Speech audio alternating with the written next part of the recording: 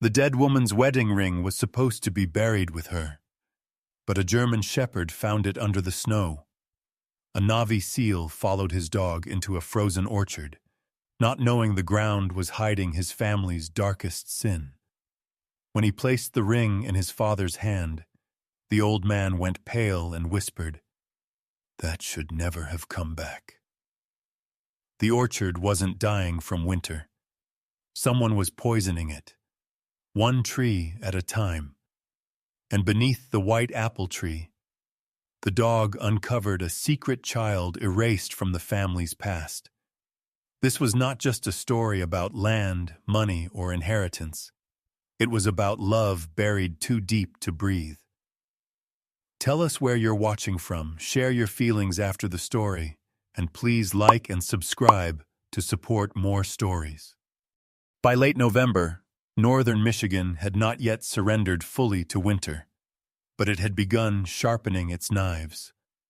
Snow fell with rain over Larchmere Crossing, not in soft white flakes, but in hard, wet needles that struck the windshield of Troy Kincaid's old pickup like shattered glass. The road ahead twisted between black pines and bare orchards, each branch shining with ice under the headlights.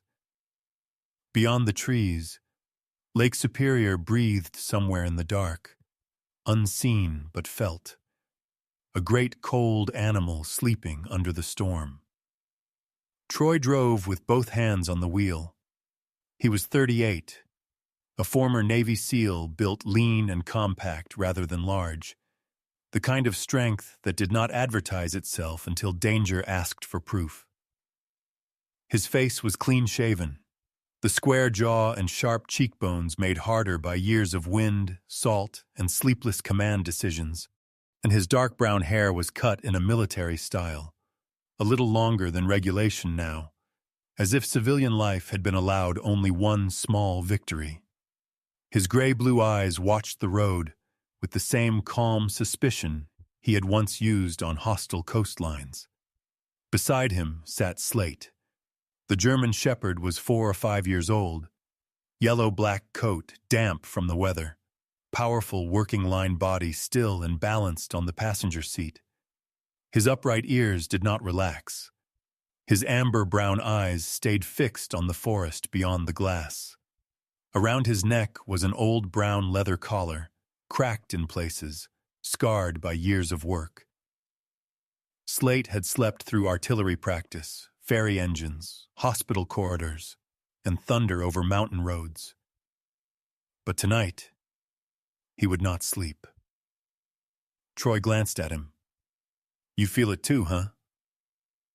Slate did not look away from the trees. The call had come 3 hours earlier, and Troy had been in a roadside motel outside Duluth, sitting on the edge of a bed that smelled faintly of bleach and cigarette smoke, when his phone lit up with a name he had avoided for nearly 2 years. Abner Kincaid. His father did not say hello. Abner rarely wasted words on doors when he could kick straight through the wall. "The orchard's gone," he had said. Troy had stood slowly. "What?" "The house is close behind it. If you want to see me before snow locks the road, come home." "Are you sick?"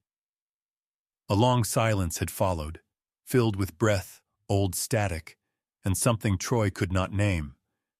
Then Abner said, "There are things worse than sickness." The line went dead. Now Troy passed the old county sign, half buried in sleet.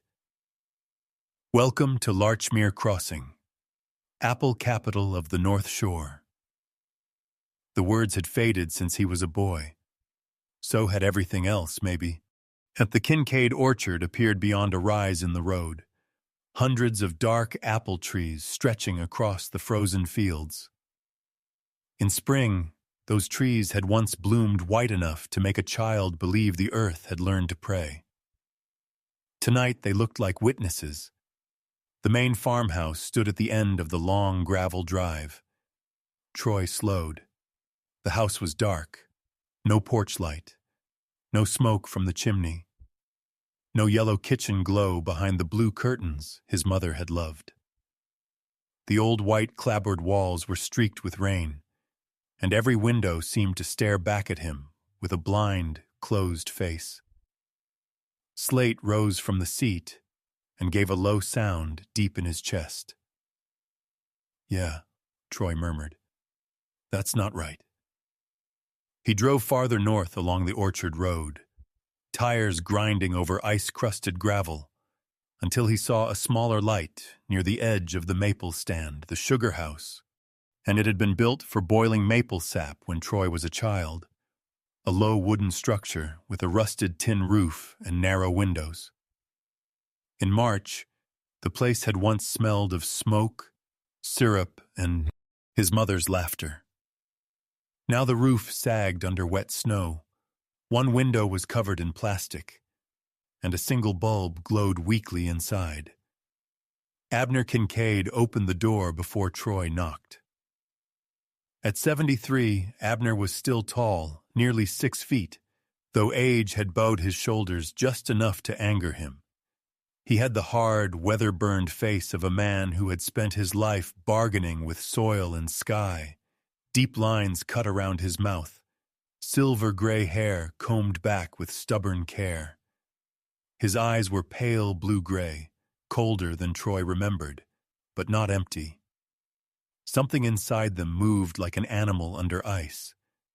He wore a thick brown-gray flannel shirt beneath an old earth-brown canvas work coat, heavy work pants, worn boots, and leather gloves gone soft at the seams. He looked less like a ruined man than a king pretending his ruined castle was not cold. Troy stepped inside. But the sugar house smelled of damp wood, weak coffee, and old smoke. A small stove ticked in the corner. The floorboards had curled near the door, and rainwater dripped steadily into a pan beneath a leak in the roof.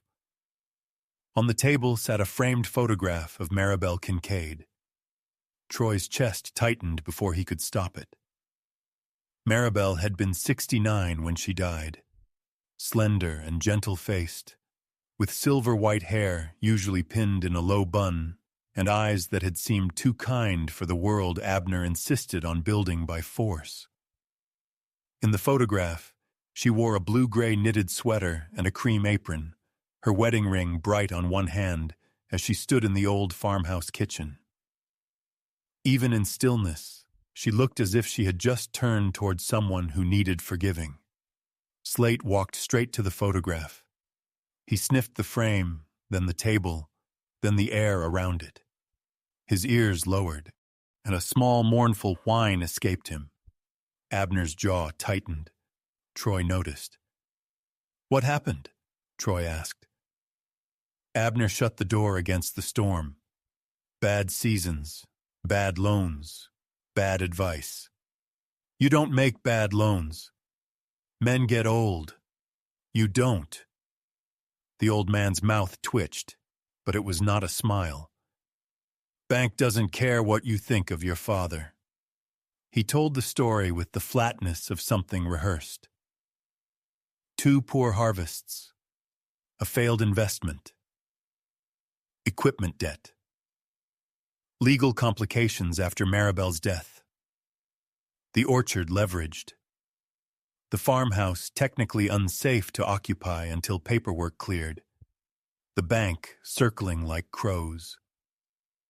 Troy listened without interrupting.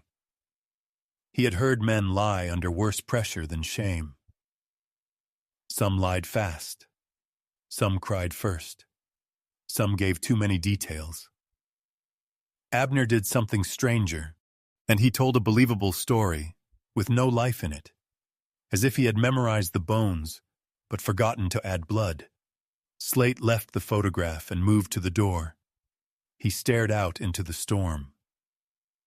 Abner saw it and looked away too quickly. That was the first crack. About an hour later, after Troy had checked the stove, sealed the worst window gap with duct tape, and set his duffel near the wall, the lights flickered. The storm pressed harder against the sugar house. Rain struck the tin roof with a nervous metallic tapping, while snow gathered in wet clumps along the window plastic. Abner sat at the table, one hand around a coffee mug he had not drunk from. Near his elbow lay a small black notebook. Troy looked at it. "What's that?" "Nothing." "Funny. Nothing usually doesn't sit beside a dead woman's picture." Abner's eyes lifted. "Careful." The word landed sharp. "Careful." The word landed sharp. Old reflexes woke in Troy's shoulders. For a moment he was 17 again, standing in the barn with his fists clenched while Abner told him that leaving the farm for the Navy was just another way to run. And Troy, proud and furious, had run far enough to make the accusation useful. Then Slate touched his cold nose against Troy's hand. The anger drained, not gone, only leashed. Troy looked at the photograph instead. "Mom would hate you living out here. She hated plenty of things I did. She usually told you. She isn't here to tell me now." That was the first honest thing Abner had said all night. The room quieted. Troy remembered the last time he had brought Slate home, months before Maribel died. She had been thin by then, her skin too pale, her silver hair wrapped in a scarf, but her eyes had still carried that mischievous light. Slate had found a dropped pill bottle beneath her bed and nudged it into the open. Maribel had laughed until she coughed. "This dog," she had whispered, rubbing Slate's head, "finds everything people in this family try to hide." Troy had smiled then. He had not known it would become prophecy. Near midnight, Slate stood up so suddenly his claws scratched the floor. Troy woke from a thin, uneasy sleep. The stove had burned low. Abner sat upright at the table, as if he had never gone to bed. Slate faced the door, not barking, listening. "What is it?" Troy whispered. The German shepherd's body had gone rigid. His head tilted slightly toward the orchard. Then he released one low growl. Not fear, not anger, but recognition. Abner's face changed. It was brief, almost nothing. But Troy saw it. The old man looked not toward the door, but toward Maribel's photograph, as if the dead had knocked. Then Slate lunged for the door. Troy grabbed his coat and followed. The storm hit him hard enough to steal breath. Rain and sleet slapped his face. Slate tore across the orchard road, black and gold body flashing through the white blur. Troy ran after him, boots sinking into mud beneath the snow. "Slate!" The dog did not slow, and he cut through the northern rows, past trees twisted by age and weather, past the empty ladder rack, past the rusted irrigation pump. At last he stopped beneath the oldest white apple tree in South Ridge. The tree stood apart from the others, broad and pale-barked, its limbs reaching upward like an old hand asking heaven for one more answer. Slate began to dig. Wet snow flew behind him. Mud splattered his legs. Troy reached him, breath burning, and aimed his flashlight at the ground. Something small flashed gold. Troy crouched and pulled it free. A ring. For a second, the storm vanished. He knew the shape of it. The worn band. The tiny nick near the edge where Maribel had once caught it on the old stove latch. The plainness of it. More farm than jewelry. More vow than ornament. His mother's wedding ring. "No," Troy whispered. Memory rose with brutal clarity. Maribel's funeral, her hands folded, a ring on her finger. Troy standing beside the casket, unable to touch her because if he touched her, he would know forever that he had not answered her final call. He looked back toward the sugar house. Through the rain, its light seemed very far away. When Troy returned, Abner was standing. He had not put on a coat. He had not asked where they had gone. His eyes fell straight to Troy's muddy hand and the gold ring resting in his palm. The blood left his face. "Where did you get that?" Troy stepped inside, Slate shaking water onto the floor beside him. "You know where." Abner stared at the ring as if it were not gold, but a verdict.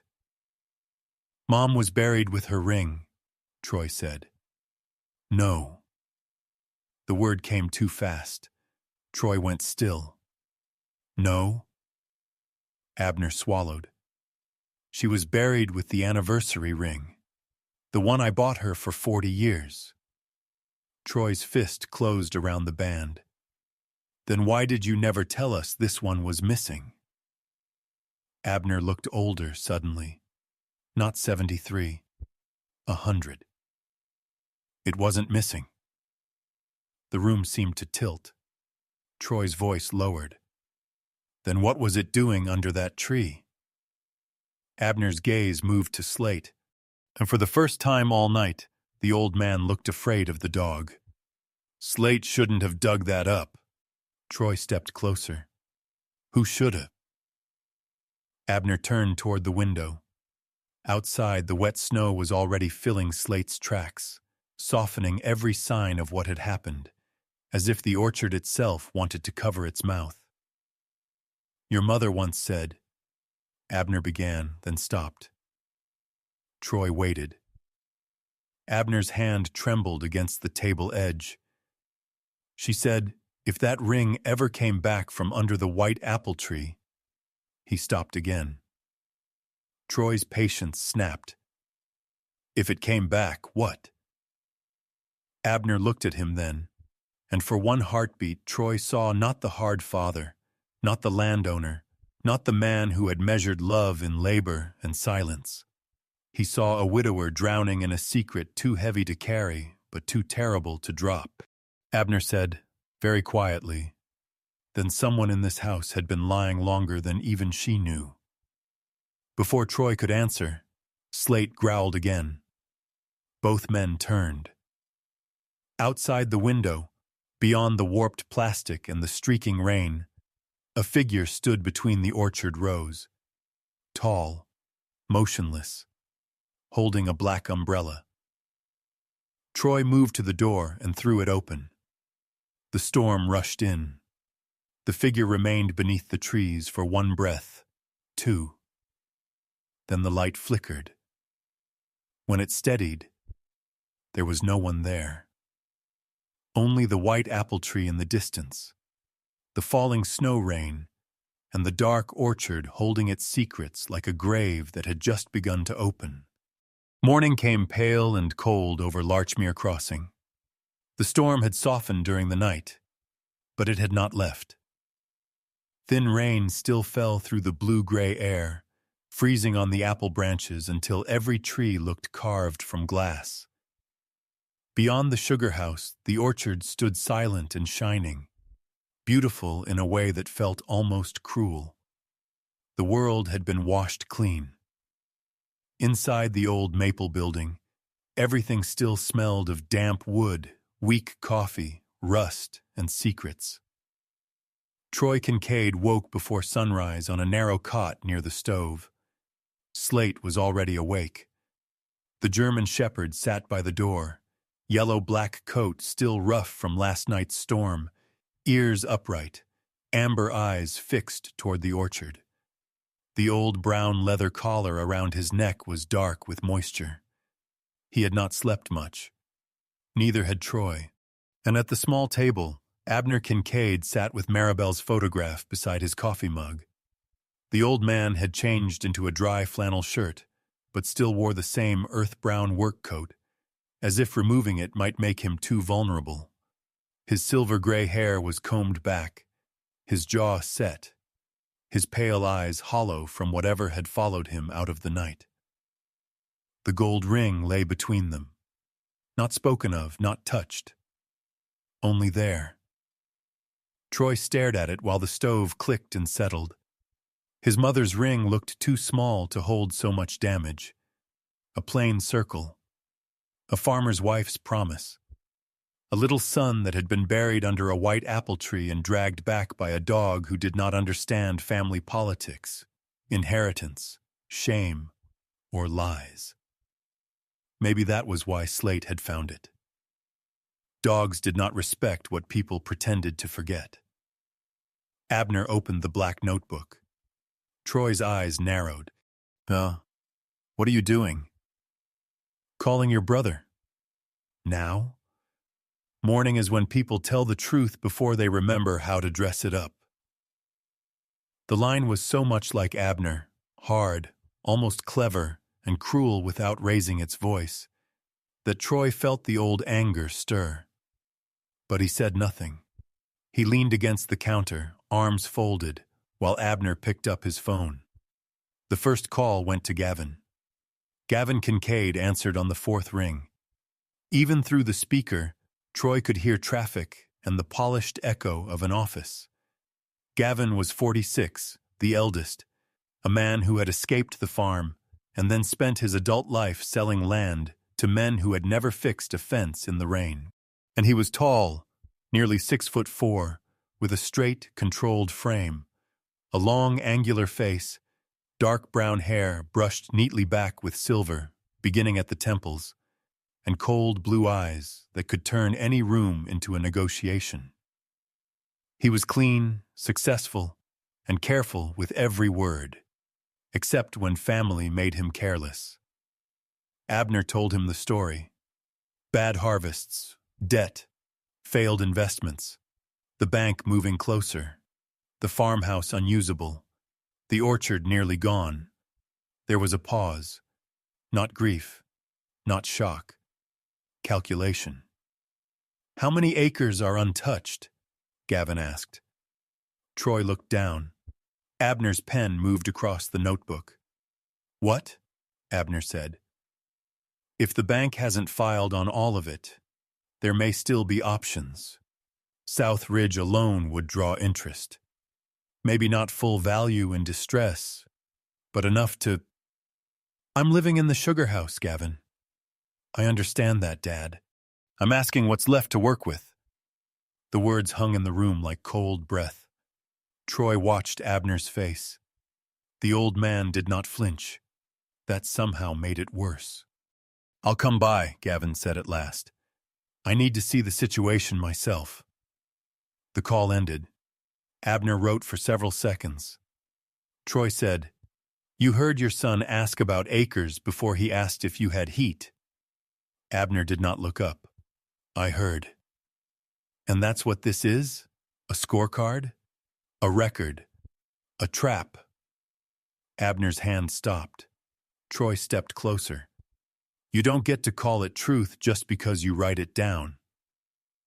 Abner looked up then, and there was a flash of the man who had raised 4 children with silence sharp enough to cut bread. "You came home after 2 years and think you get to name what this is?" "No," Troy said. "I came home because you made it sound like you were dying. Maybe I am. That isn't funny." I wasn't laughing. For a moment, the sugar house held them like 2 stones in a frozen river, neither willing to move, both wearing down from the current. Then Slate rose. He walked to Abner, sniffed the cuff of the old man's coat, then turned toward Maribel's photograph. His ears flattened. He pressed his nose once against the frame and gave a soft whine. The sound broke something small in the room. Abner looked away first. The second call went to Celeste. Celeste Kincaid Monroe answered by video, her face appearing in clean light. She was 44, tall and slender, with a composed elegance that made even worry look rehearsed. Her chestnut brown hair fell in a smooth shoulder-length wave, and her pale skin glowed against the cream turtleneck she wore beneath a camel-colored coat. Her green-gray eyes were lovely, tired, and carefully guarded. Celeste had made a career out of turning discomfort into language soft enough to sell. Wellness brand founder. Speaker. Woman who could discuss grief on camera, but not always sit beside it in real life. "Dad," she said, hand to her chest. "Oh my God." Abner repeated the bankruptcy story. Celeste's expression changed in all the correct places. Her mouth parted. Her brow bent. Her voice warmed. "I'm so sorry," she said. "I can't imagine how frightening this must feel." Troy almost believed her. Then someone spoke off-screen. A woman's voice, faint and urgent. Celeste's eyes flicked sideways. Abner coughed, a hard, dry cough that bent his shoulders. Troy saw Celeste see it. She leaned toward the screen, concern rising. Then the off-screen voice came again. Celeste's concern became divided. "Dad, I'm sending you a heated blanket," she said quickly. "And tea, maybe a supplement set. I know that sounds small, but warmth matters. I have a live segment this morning, but I'll call again soon. Please don't sit in that cold too long." She smiled, fragile and beautiful. Yet the call ended before she asked whether he had eaten breakfast. Abner wrote. Troy stared at the blank screen. "She used to sit at that kitchen table for hours," Abner said. "Who?" "Celeste. When she was little. She'd talk until your mother threatened to charge rent for the air." The words were plain, but Troy heard the bruise under them. The re-hook came just before noon. Gavin arrived in a polished black sedan that looked insulted by gravel. He stepped out wearing a navy wool coat over a white dress shirt, charcoal trousers, and brown leather shoes, too clean for a farm in freezing rain. He had their father's jaw and Maribel's height, but none of her softness. He paused in front of the sugar house with a look Troy knew too well from military contractors and men who saw maps before they saw people. Assessment, value, risk. Slate stood beside Troy, silent. Gavin tried to touch the dog's head. Slate stepped back. A small thing, a clear one. Gavin noticed. His jaw tightened. Inside, he walked the sugar house without sitting. He looked at the leak, the stove, the plastic taped over the window, the sparse shelves, the cot, the photograph. His eyes moved quickly, recording everything, landing too briefly on the things that mattered. "You're really staying here?" he asked. Abner said, "For now." "This is not sustainable." "That's one word for it." Gavin turned toward Troy. "And you just got here?" Troy held his gaze. "Last night." "How convenient." "Careful, Gavin." Gavin smiled without warmth. "I'm always careful. That's why someone in this family should have been looped in before this became a crisis." He turned back to Abner and began speaking of options, partial sales, restructuring, land value, acreage categories. His voice softened only when he described South Ridge, and Troy caught it. The faint hunger under the professional tone. Then Troy saw his shoes. Mud clung to the right heel, thick and rust-red, different from the black slush outside the sugar house. Troy had grown up on this land. He knew that soil. South Ridge soil. "You been up to the ridge?" Troy asked. Gavin's eyes shifted once. Almost nothing. Enough. "No." Slate lowered his head and sniffed the air around Gavin's shoes. Gavin stepped back. A silence passed through the room, quiet as a knife being drawn beneath the table. Troy said, "Funny. The ridge seems to have come with you." Gavin looked at him for a long second. "You've been gone too long to know what belongs where." He left 20 minutes later, saying he had calls to make. After his car disappeared down the drive, Abner opened the notebook again. Troy finally snapped. He crossed the room and slapped his palm over the page. Abner looked at his hand. "Enough," Troy said. "You're not a judge. No. You're not God." Abner's eyes flicked to Maribel's photograph. "God would have handled this better. That's supposed to make it right?" "No," Abner said. "It's supposed to make it true." Troy leaned closer.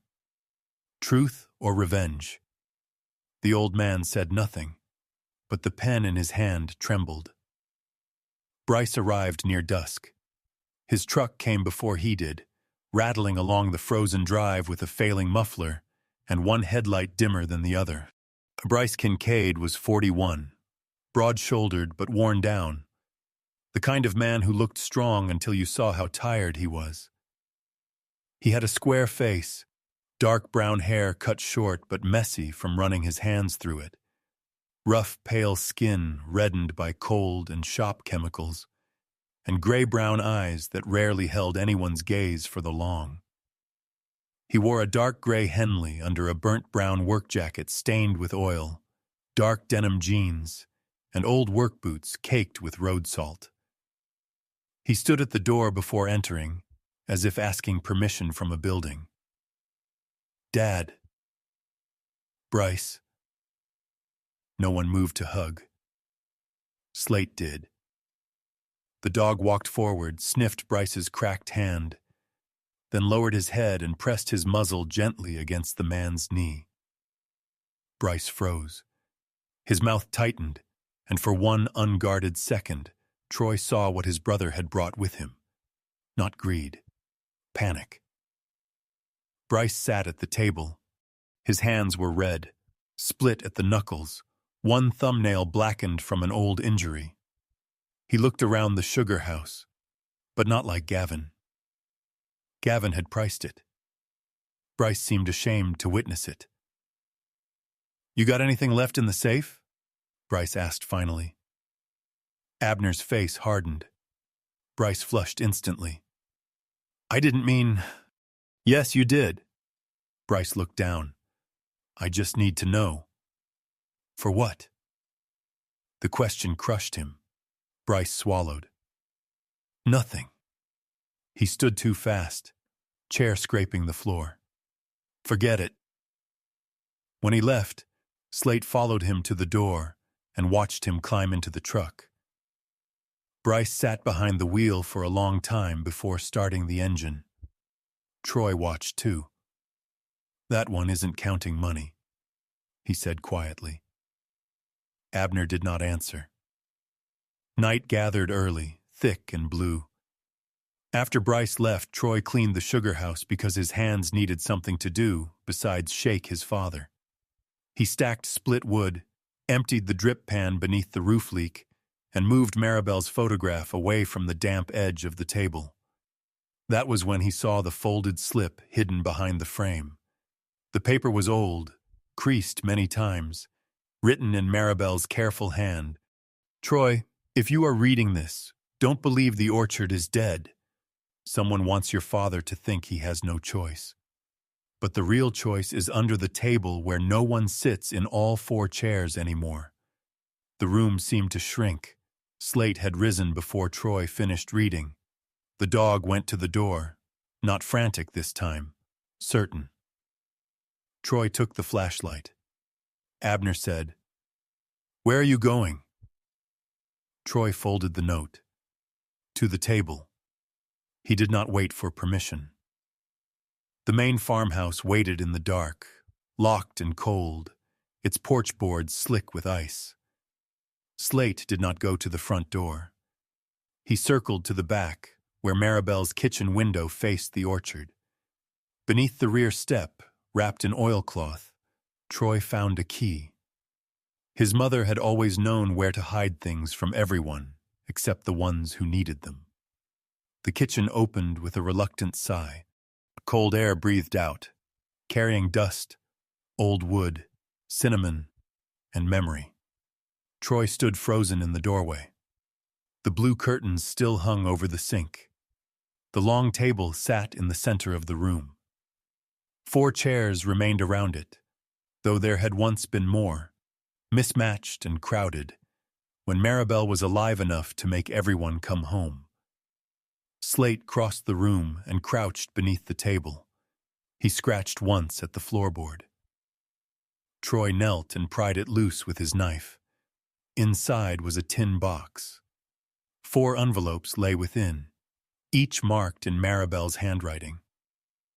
Gavin, Celeste, Bryce, Troy. Troy's envelope had already been opened, not carefully. Torn. His throat tightened as he unfolded the half-page left inside. Troy, if Slate refuses to leave your father, it is not only because he is protecting him, and it is because he knows the person who means to hurt him is... The rest had been ripped away. Troy sat back on his heels. Above him, the old kitchen remained silent. The table, the chairs, the place where his mother had once translated love for people who only spoke in duty, money, silence, and absence. Slate stood close, his body warm against Troy's shoulder. Somewhere in the house, a board creaked. Troy lifted the flashlight. Nothing moved. But on the dusty edge of the kitchen table, near the chair where Maribel used to sit, there was a fresh smear of dark red mud. South Ridge mud. Someone had been here before him, and whoever it was had known exactly which envelope to open. Troy carried the tin box back to the sugar house before dawn. He did not wake Abner gently. The old man was sitting where Troy had left him, as if sleep had become one more thing he no longer trusted. The stove had burned low. Maribel's photograph watched from the table, patient and terrible in its silence. Troy set the tin box down. The sound of metal against wood made Abner's eyes lift. For a moment, he looked not angry, not defensive, but afraid. "Where did you find that?" Abner asked. "In Mom's kitchen." Abner's mouth tightened. "You broke into the house?" "Mom left me a key." That struck harder than Troy expected. The old man looked toward the dark window, where the first dull light of morning had not yet broken through the storm clouds. Troy opened the box and laid the damaged envelope on the table. Abner saw his son's name written in Maribel's hand. He saw the torn edge. His face emptied. "You read it?" Troy asked. "No." "Somebody did." Abner's hand hovered above the envelope but did not touch it. His fingers, still strong from decades of pruning, lifting, repairing, and burying things, trembled as if the paper might burn him. "She wrote those in her last month," Abner said. "She said every child deserved one thing from her that didn't have to pass through me. And you never opened them." "No." Troy studied him. He wanted to believe that.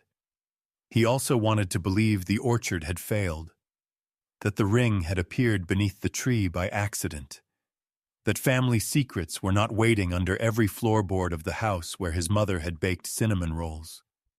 Belief had not served him well lately.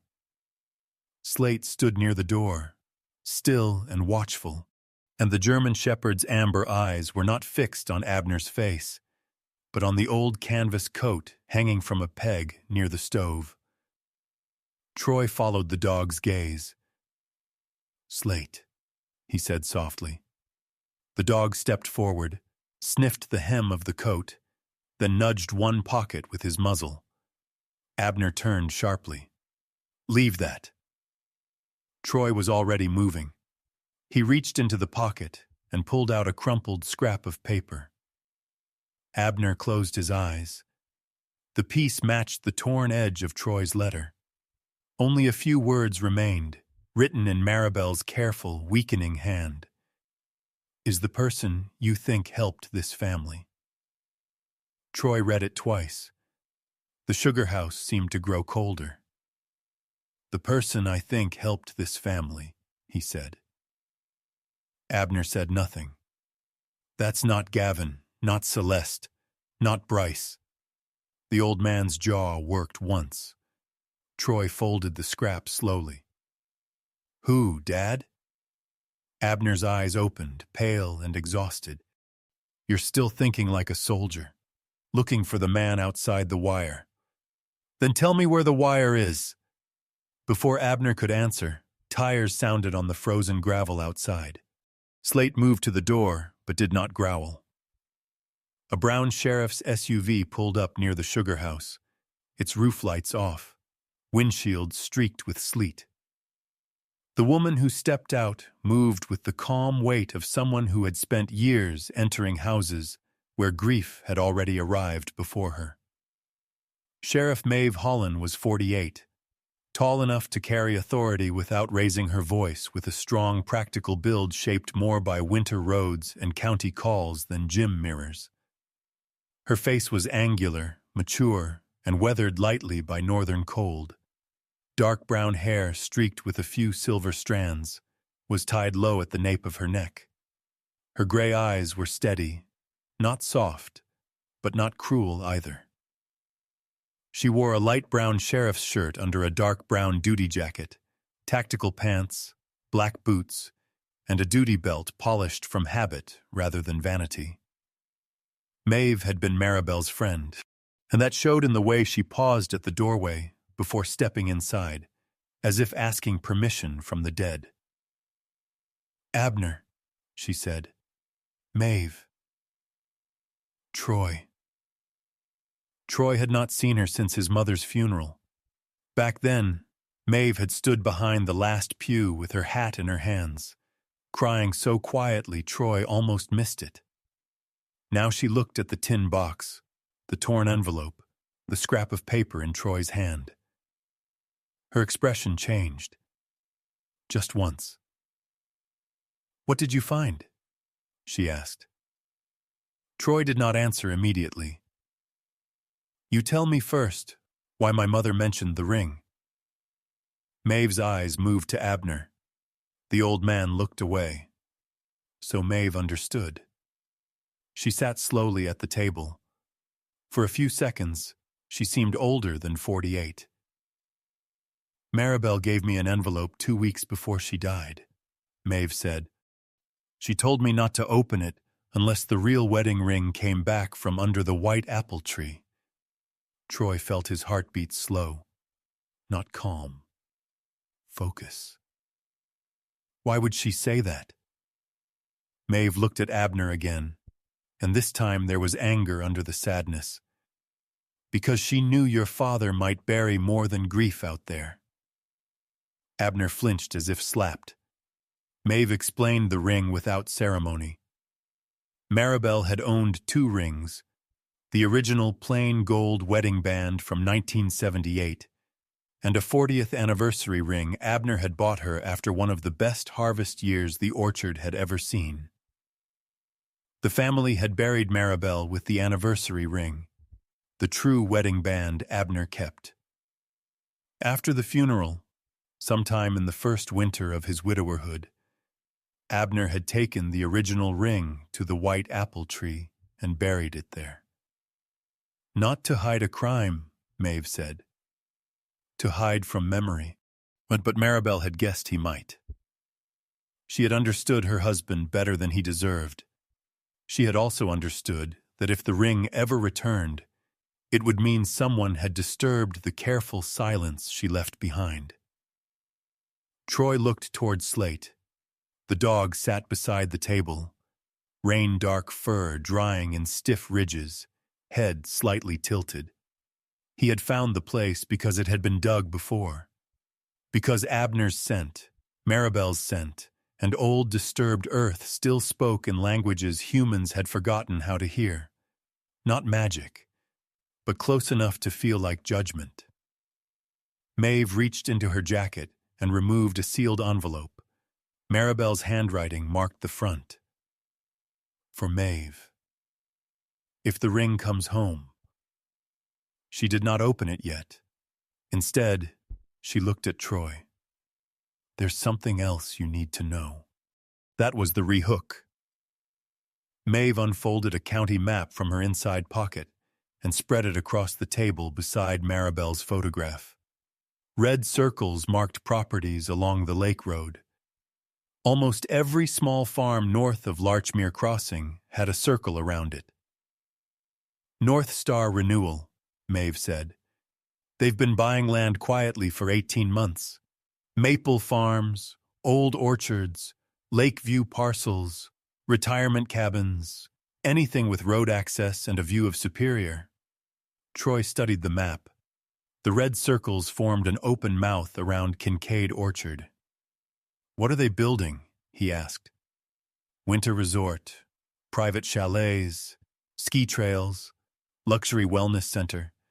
They've already got investors from Chicago and Toronto." Abner gave a bitter laugh. "Wellness. That's what they call tearing up graves now." Maeve pointed to the ridge above the orchard. "They need South Ridge, and without it, their main access road bends around protected land and costs them millions. With it, the project becomes clean, profitable, and very hard to stop." "Who's representing them locally?" Maeve did not speak. She did not need to. Troy already knew the answer was in the torn piece of his mother's letter. Milton Greaves, the family lawyer. Milton had handled Kincaid legal matters since Troy was a child.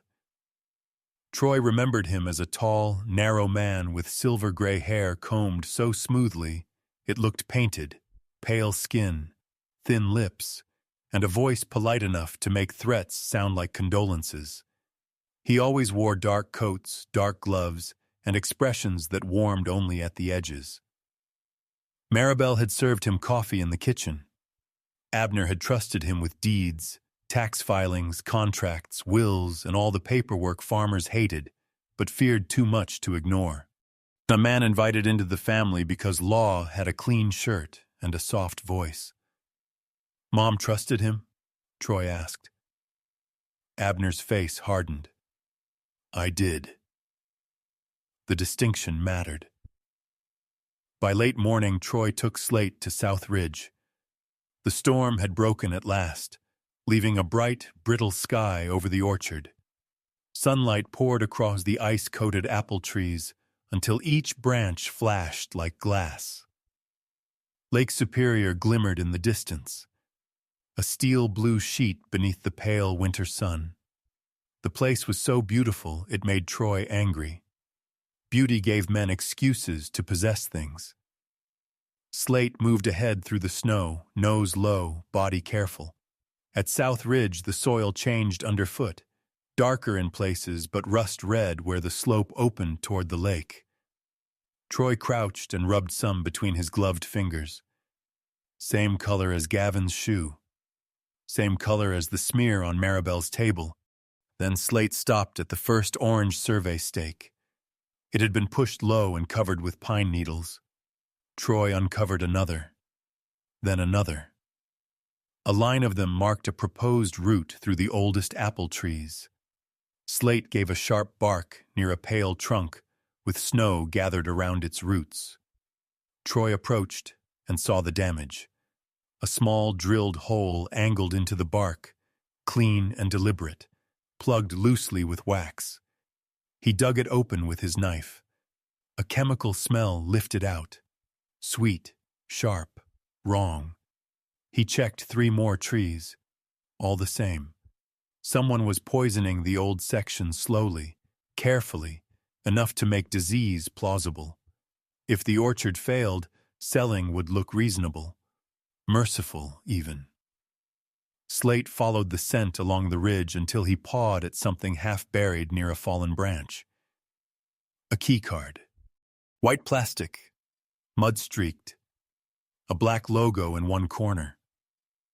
Greaves and Lorne legal offices. Troy held it up against the winter light. The card had not fallen from the sky. He drove straight to the north service lane, where Gavin's sedan had left tire marks earlier.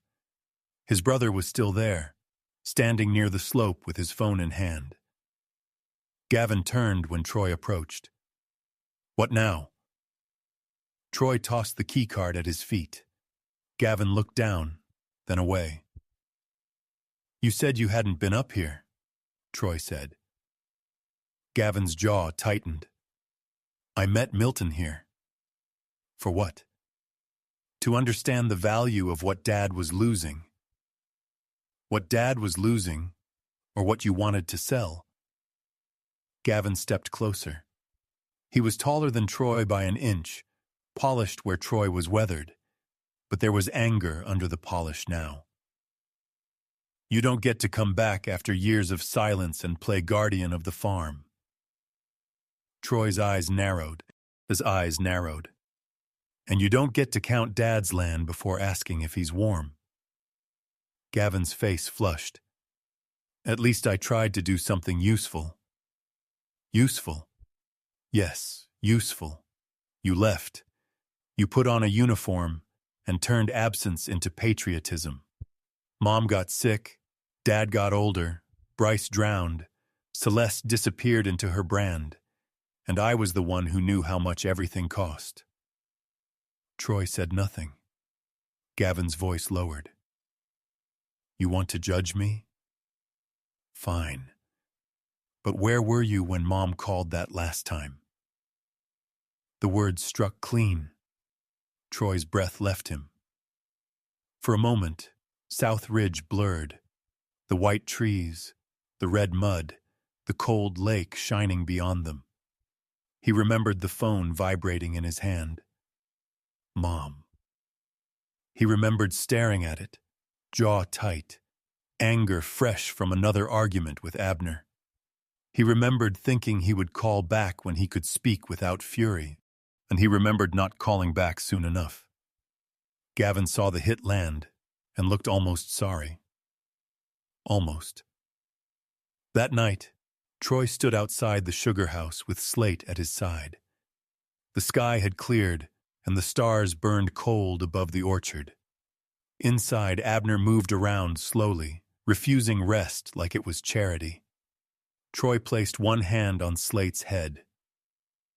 "I pulled strangers out of black water," he whispered. "I crossed half the world for men I barely knew. But when my mother called, I let the phone ring." Slate leaned his weight against Troy's leg. No forgiveness. Dogs did not grant what men had not earned, but they stayed. And sometimes staying was the first mercy. Later, Troy found Abner beside the stove, holding the ring. "Milton has something," Troy said. Abner closed his fist around the gold band. "Doesn't he?" The old man's face seemed to collapse inward. "Oh, I think he used papers I signed after your mother died," Abner said. "Papers he said would protect the orchard." "Then we go to Maeve." "No." "Why?" Abner looked toward Maribel's photograph. His eyes were wet, though no tear fell. "Because if Milton opens that safe," he said, "you children won't be asking how much money I lost." Troy felt the cold settle into his bones. Abner's voice broke. "You'll be asking which child I lost." Abner did not speak for a long time after that. The sugar house held its breath around him. The stove ticked in the corner. The old floorboards sighed beneath the weight of thawing ice, and outside, the orchard stood in the pale afternoon light, like a congregation waiting for confession. Troy stayed near the table, arms folded, jaw hard. Slate lay beside the door, but not fully at rest. The German shepherd's yellow-black coat had dried in rough waves along his shoulders, his old brown leather collar dark against his thick neck. His amber eyes moved between father and son, alert, troubled, as if the animal could feel the shape of a truth before human language could drag it into the room. Abner looked at Maribel's photograph. In the picture, She was smiling from the old farmhouse kitchen, silver-white hair pinned low, blue-gray sweater sleeves pushed above her wrists, cream apron dusted with flour. Her wedding ring shone on one hand. She looked alive enough to interrupt them. "She was awake that night," Abner said finally. Troy did not move. "The doctors said she'd drift, said the medicine would carry her easy. But your mother never did anything easy just because someone advised it." His voice was dry, almost bitter, but love sat under it like a stone beneath snow. "It was raining," he continued, "not clean snow. That ugly freezing rain that makes every branch heavy. I remember because the kitchen window kept rattling, and she kept asking if the south orchard had ice damage. She could barely lift her head, and she was still worrying over trees." Abner rubbed both hands over his face. "She made me promise not to sell South Ridge." Troy's eyes narrowed. "Why that piece?" Abner swallowed. "She said it wasn't just land. She said it was the only place left where someone could still find the way home." "Someone?" The old man's gaze dropped. "That's all she said then." Troy knew it was not all. He also knew if he pushed too hard, Abner would retreat behind that iron door he had used all his life. So Troy waited. Abner stood slowly, went to the shelf near the stove, and took down a metal lockbox. Its black paint had chipped along the corners. He set it on the table but did not open it. After she died, Milton came. The name changed the temperature in the room. Milton Greaves, the family lawyer, the polite man in dark gloves, the man whose office keycard had turned up on South Ridge, near poisoned trees and hidden survey stakes. "He came that same night?" Troy asked. "The next morning." Abner's mouth twisted. "Maybe I don't remember right. Time was broken. Could have been morning. Could have been hell." Troy watched his father's hands. They were the hands of a farmer, knotted, scarred, permanently stained by soil and oil. Hands that had fixed tractors, built barns, lifted children onto hay wagons, signed checks instead of apologies. Those hands now hovered above the lockbox, as if afraid of what they had once done. "Milton said there were urgent papers," Abner said. "Estate protections, tax shields, temporary authority in case I was incapacitated, language to prevent the children from fighting over parcels. He said Maribel had wanted things protected." "Did she?" "No." The answer came fast, then softer. "Not like that." Abner opened the lockbox. Inside were folded copies of documents, yellowing envelopes, and a few old photographs. And Troy recognized Milton's office seal on several pages. Abner pulled one out and turned it so Troy could see the heading. Limited power of attorney. Another page. Option agreement. South Ridge parcel. Another. Emergency advisory capacity clause. Troy understood enough to feel his pulse change. "You signed these." "I signed what he put in front of me." "That's not the same as reading." Abner looked up. "Your mother was dead on the bed upstairs." The words hit the room hard. Troy's anger did not vanish. It changed shape. Abner's voice dropped. "Milton said if I didn't secure the orchard fast, the children could tear it apart later. He said banks, taxes, probate, debt, every word a man like me hates because it means someone else can take what he built." "So you signed." "I signed because I was alone." Troy stepped back from the table. The old wound opened between them. "You weren't alone," he said. Abner's face hardened. "You weren't here." "No, and because every time I came home, you made sure I remembered I had left. You did leave, and you made leaving the only way to breathe. For a moment, they were not standing in a sugar house with legal papers and poisoned trees. They were back in the barn years ago, Troy young and furious, Abner still broad-shouldered and invincible, Maribel between them with flour on her hands and tears she pretended were from the onions. Abner looked away first. I spent my life making sure none of you saw me weak, he said. Troy's voice was low. So you chose lying over weakness. That landed. Abner sat down heavily. Slate suddenly stood. His movement was wrong. Not alert, not sharp, unsteady. Troy turned just as the dog's legs shifted beneath him. Slate swallowed, coughed once, then lowered his head and retched onto the floor. Nothing much came up but foam and a thin string of bile. Slate! The dog tried to straighten. His ears flicked back.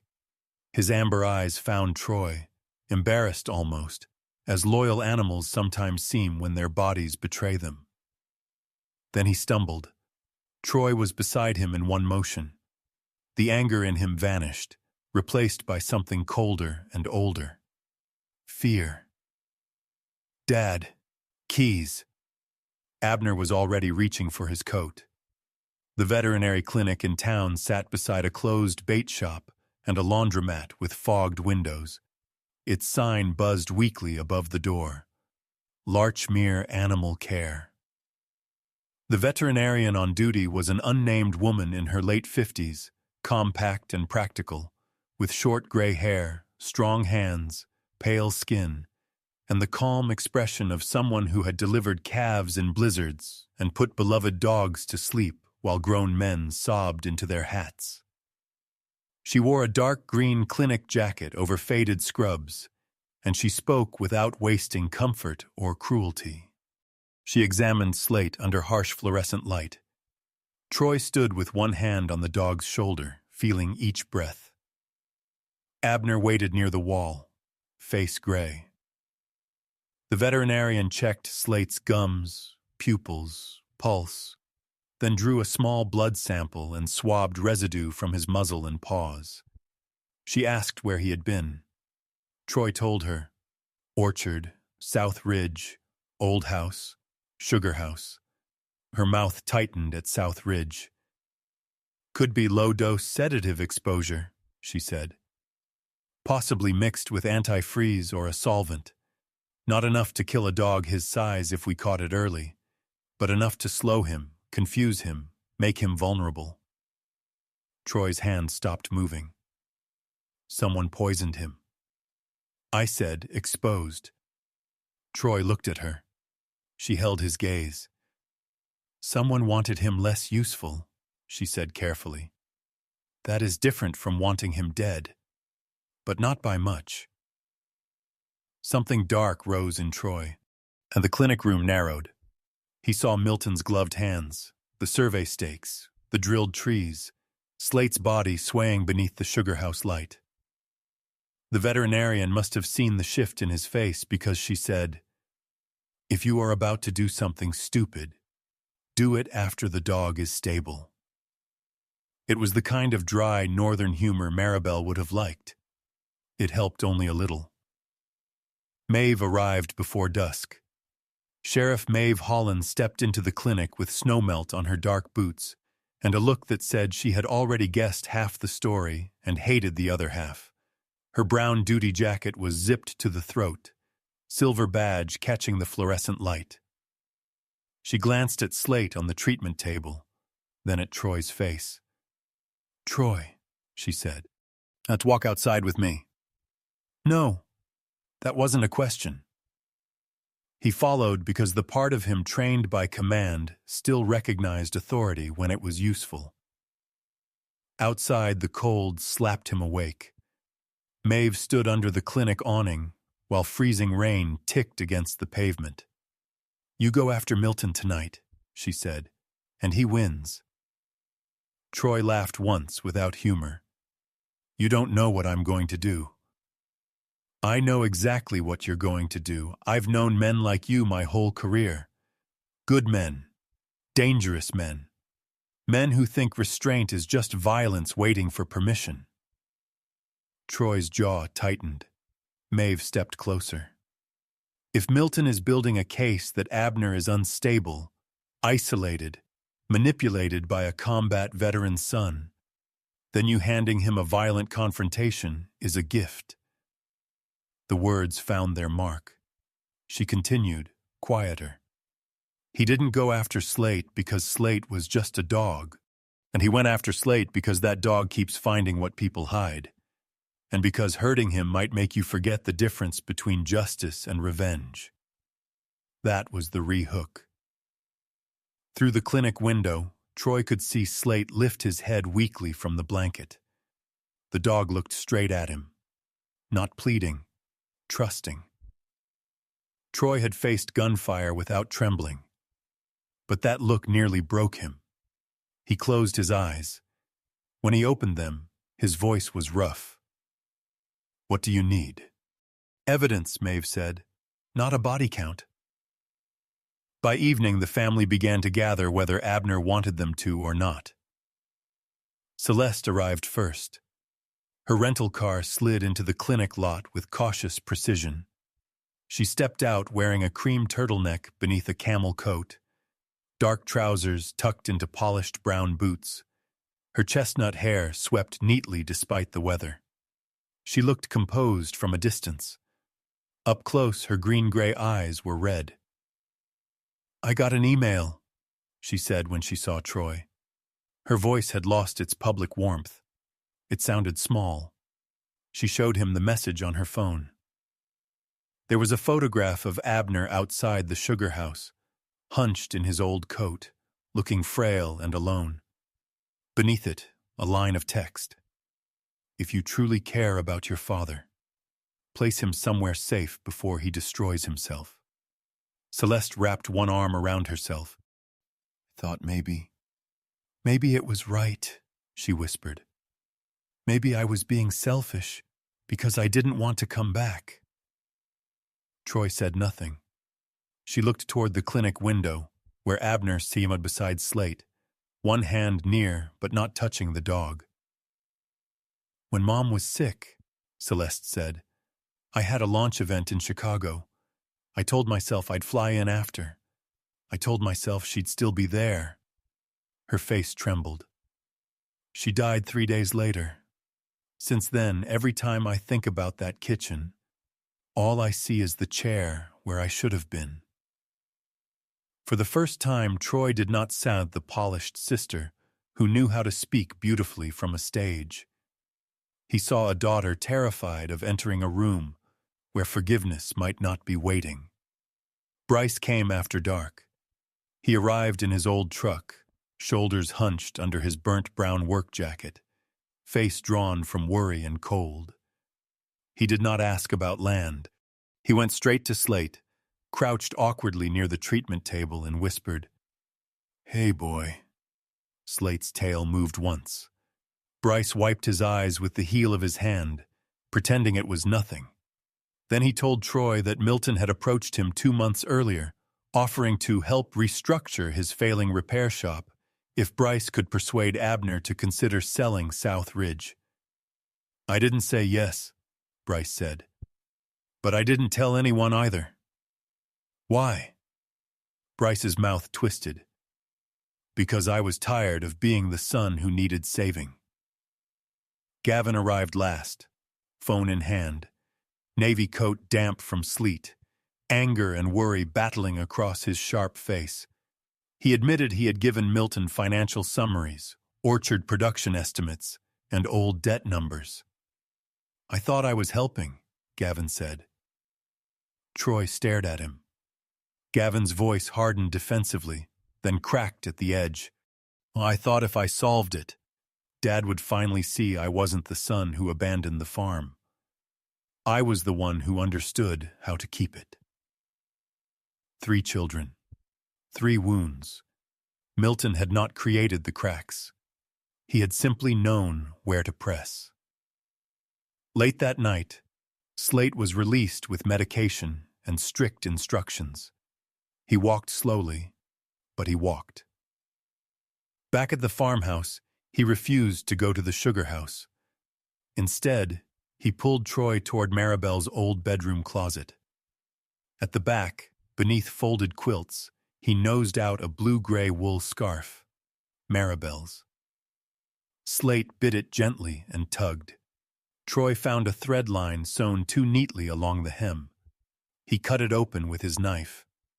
Inside was a small, folded note. Maribel's handwriting, faint but clear. The man with the black umbrella is not afraid of snow. He is afraid of a kitchen with lights on, and all 4 children seated at the table. Troy read it twice. Then he understood. His mother had not left clues so they could accuse one another in the dark. She had left them away back to the table. Troy turned to tell Abner, but the old man was gone. His coat was missing from the peg. The lockbox was gone from the table. Outside, fresh footprints crossed the thin snow and led away from the sugar house toward South Ridge. Troy stood in the doorway, Slate weak but upright beside him. The night beyond the orchard was bright with ice, and Abner Kincaid, old, proud, terrified, had walked into it carrying the one secret that might break them all. The freezing rain came down like a punishment no one had been brave enough to name. It did not roar the way summer storms did. It whispered. It clicked against the windows, glazed the apple branches, and wrapped every fence wire in a clear, deadly skin. By nightfall, Larchmere Crossing had become a town made of glass. Power lines sagged. The orchard bowed beneath the weight of ice. The road to South Ridge vanished under a slick gray shine that reflected the moon whenever the clouds broke. Troy Kincaid stood in the doorway of the farmhouse with Slate beside him. The German shepherd was still weak from whatever had gotten into his system, but weakness had not taken the old fire from his eyes. His yellow-black coat was rough along the spine, his body tense, his ears forward. The old brown leather collar sat snug against his neck. Every few seconds he gave a low, urgent whine toward the dark orchard. Troy held a flashlight in one hand and a length of rope in the other. Behind him, Celeste stood in the kitchen, her camel coat still buttoned, phone pressed to her ear. Her carefully arranged chestnut hair had begun to come loose around her pale face. She was speaking to Sheriff Maeve in a controlled voice that trembled only at the edges. "Yes, South Ridge," she said. "No, we don't know if Milton is there. Abner's gone. Troy is going after him." Gavin came in from the mudroom, pulling gloves over his long hands. His navy coat looked wrong against the old farmhouse walls. Too clean, too expensive. But his face had lost the polished certainty he usually wore. His dark hair, silver at the temples, was damp from the sleet. For once he was not looking at the land as a property map, and he was looking at it as a place where their father might die. Bryce stood near the back door, broad shoulders hunched beneath his burnt brown work jacket. His rough hands were wrapped around a coil of chain he had pulled from the barn. His square face looked pale and drawn, his gray-brown eyes fixed on the orchard, with the exhausted focus of a man who had spent his life fixing broken machines and knew too well how fast one bad sound could become disaster. Celeste lowered the phone. "Maeve is coming, but the South Road is iced over. She said not to wait if we hear anything." Slate gave another whine. Then he pushed past to Troy and stepped into the storm. Troy did not hesitate. "Bryce, chain. Gavin, rope." Gavin's mouth tightened. "You giving orders now?" Troy looked back. "You want to argue, or you want to find Dad?" That shut him up. They moved into the orchard. Ice cracked under their boots. Branches creaked overhead, heavy and dangerous. The flashlight beam cut through sleet and showed rows of old apple trees standing like black ribs against the white ground. Slate moved ahead of them, slower than usual, but certain, stopping now and then to sniff the air, to listen, to choose between paths no human could read. The dog did not head straight for the open ridge. He veered toward the lower pump house near the frozen pond. Troy frowned. "Why there?" Bryce answered through clenched teeth. "Old water line runs under that shed. If Dad thought Milton tampered with anything, he might check it." Gavin slipped on the ice and caught himself against a tree. Troy reached to steady him. Gavin jerked away first, then seemed embarrassed by the instinct. They kept moving. For several minutes, only the weather spoke. Rain clicked. Ice snapped. Somewhere far off, a branch broke with a crack like a rifle shot. Then Gavin said, "He shouldn't have done this alone." Troy did not look at him. "That's what he does. That's what you do." The words hit, but Troy kept walking. Gavin's voice sharpened behind him. "You come home after years away, and suddenly you're the one who knows how to save him." Troy stopped. Slate turned back, impatient. Bryce muttered, "Not now." But Gavin had opened the old wound and could not stop touching it. "You think I cared about acreage because I'm greedy? I cared because someone had to know what was still standing. Dad never tells us anything. You vanished. Celeste performs grief on video. Bryce only calls when the floor collapses under him. So yes, I counted land. I counted debt. I counted what could be saved." Troy stepped closer, rain running down his clean-shaven jaw. "You counted everything except the man. And you counted yourself out of this family and called it service." Bryce swore under his breath. Troy went still. Gavin's face changed as soon as he said it, but pride kept him from taking it back. For a moment, Troy saw his brother not as a polished real estate man, but as the boy who had stood at the edge of the fields while Abner praised a straight fence line more easily than a son. Gavin had learned to speak in value because value was the only language their father rewarded. Troy turned away first. "Keep moving," he said. Slate barked once from ahead. Not loud. Sharp. A signal. They followed him down the slope toward the pond. The pump house appeared through the sleet, a low wooden structure with a dented tin roof and one side leaning toward collapse. Ice had sealed the old door. The ground around it was churned with footprints, some fresh, some blurred by freezing rain. Troy saw drag marks near the threshold. He raised one fist for silence. At first, he heard only the storm. Then came the sound. Faint. Metal against metal. Tap. A pause, tap, tap.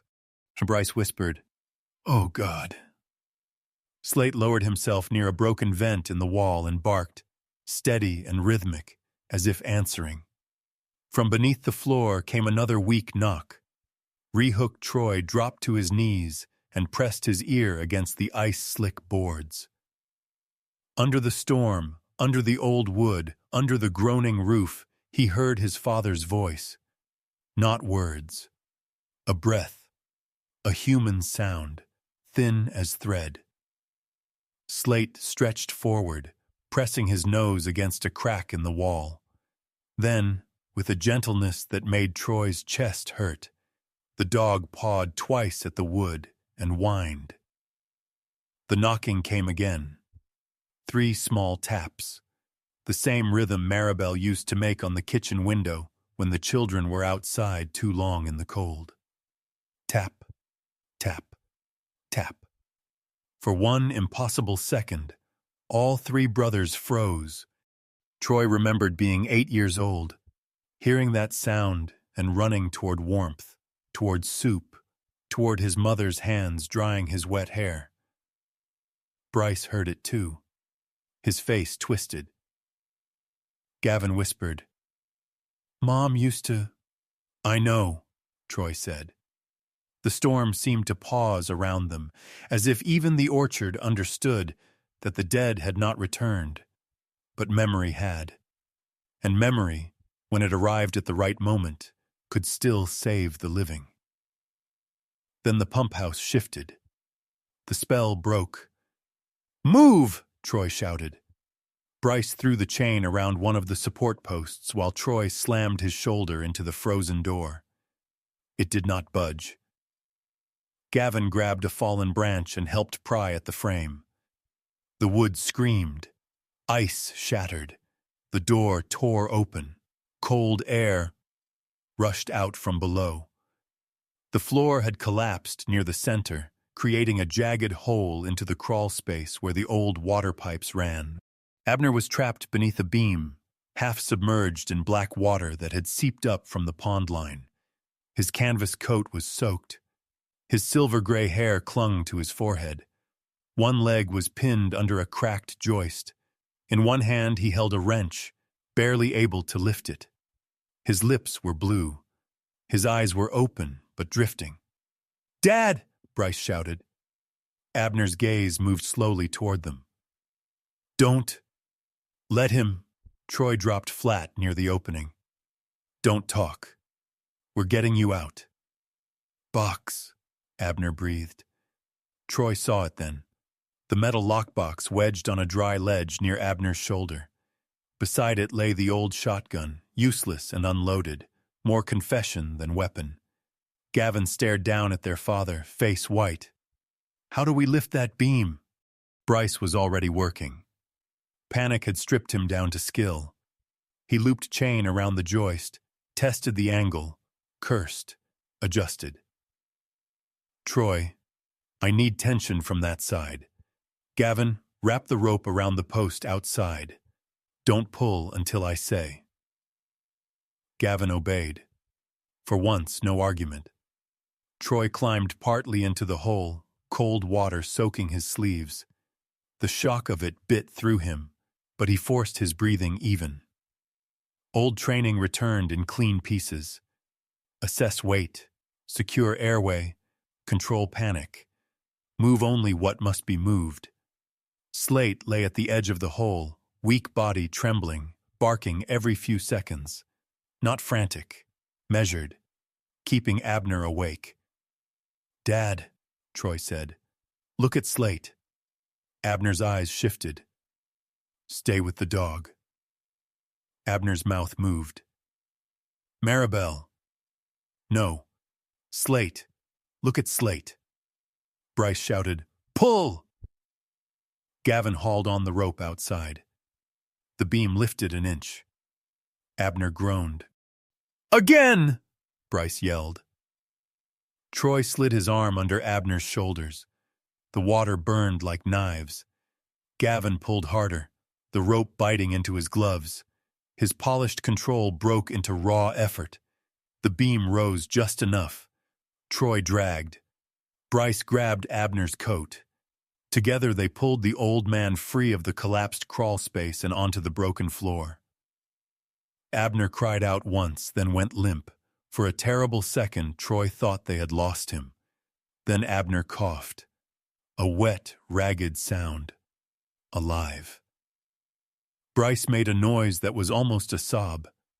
Gavin fell back against the wall, both hands shaking, the rope having burned through one glove and into his palm. Troy stripped off his coat and wrapped it around Abner. "We need to get him warm." Slate crawled closer, pressed his muzzle against Abner's cheek, and whined. Abner's eyelids fluttered. "White tree," he whispered. Troy leaned in. "What?" "Don't sell white tree. We won't." Abner's fingers closed weakly around Troy's sleeve. His eyes were open now but unfocused, seeing some room years away from this one. "Don't let them know." "Know what?" Abner swallowed, shivering violently. "The baby." Troy's blood went cold. Gavin stared at him. Bryce went utterly still. "What baby?" Troy asked.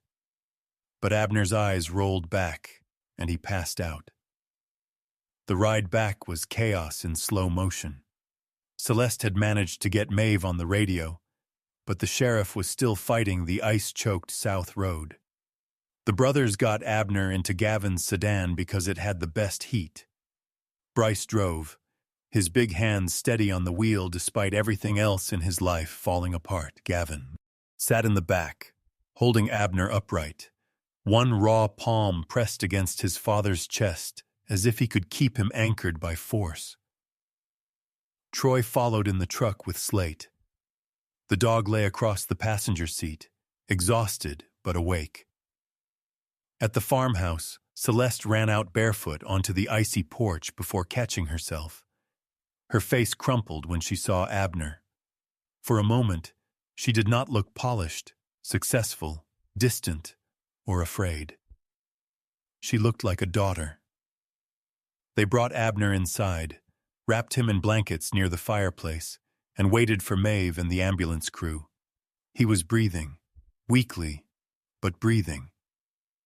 Only after the worst of the panic settled did Bryce notice the photograph in Abner's clenched hand.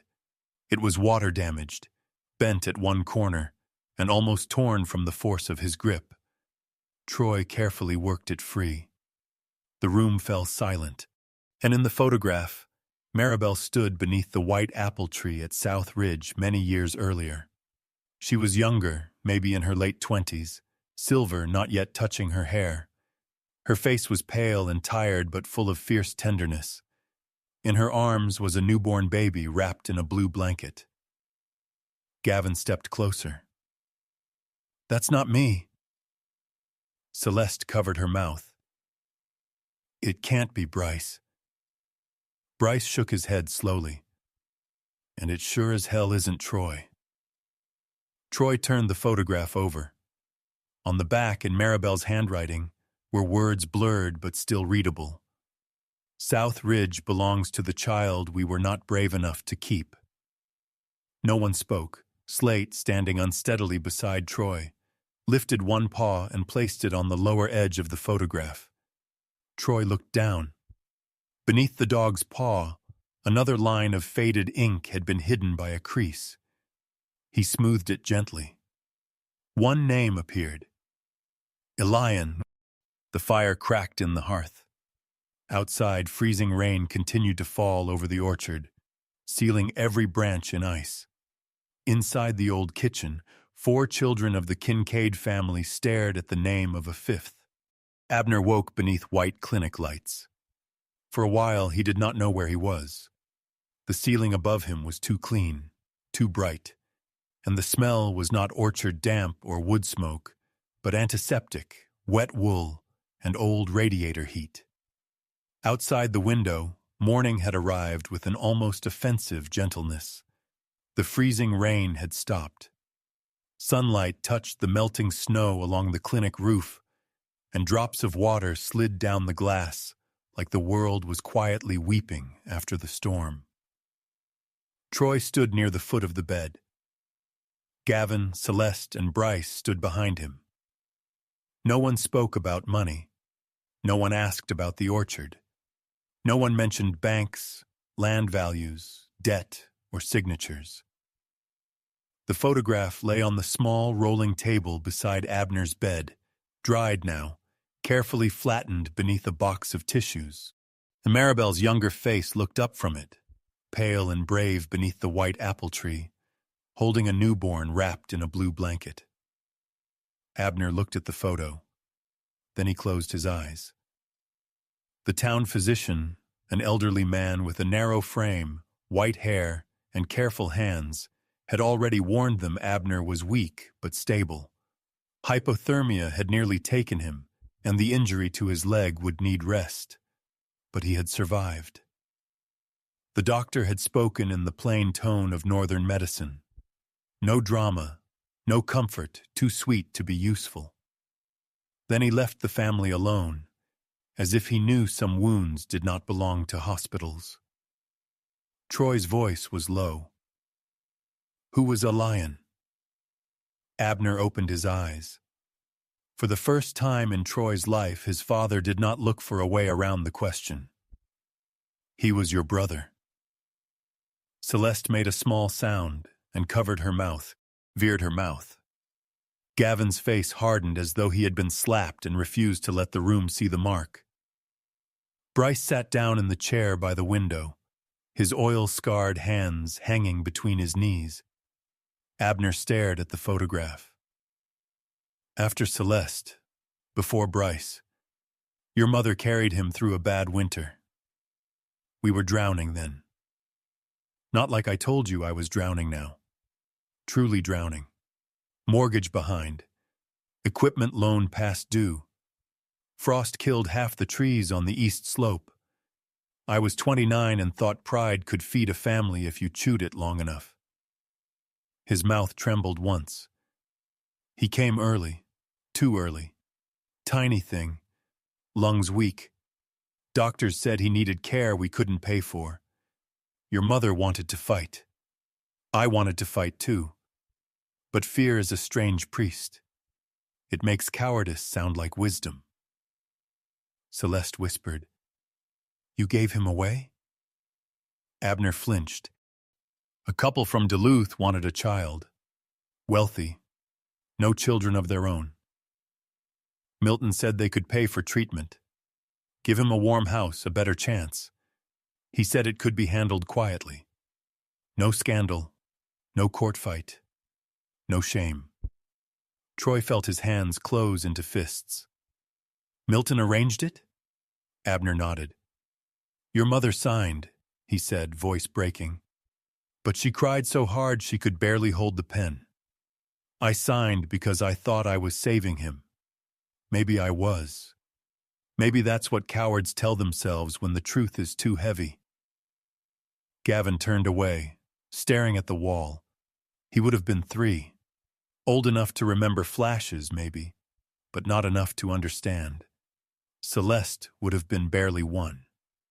Bryce and Troy had not yet existed. A whole human being had been removed from the family before half the family knew there was a space missing. What happened to him? Bryce asked. Abner shook his head. Milton said the adoption was closed. Said contacting him would harm everyone. Your mother didn't listen. Every year she sent something. A sweater, a book, a birthday card. Money when she could hide it. Most came back. Some never did. She kept hoping. And South Ridge? Troy asked. Abner looked toward the window, where the light had begun to brighten the wet road outside. She said if he ever came home, he needed one place that had not been sold, argued over, or explained away. The white apple tree was where she held him before they took him. The room went silent. Celeste began to cry, but quietly, as if she did not believe she had earned the right to be loud. That was when Sheriff Maeve Holland arrived. She entered without ceremony, dark brown duty jacket damp at the shoulders, hair pulled low and neat despite the storm's aftermath. Her gray eyes moved over Abner, then the 4 children, then the photograph. She held Maribel's sealed envelope in both hands. I think it's time, Maeve said. Abner did not object.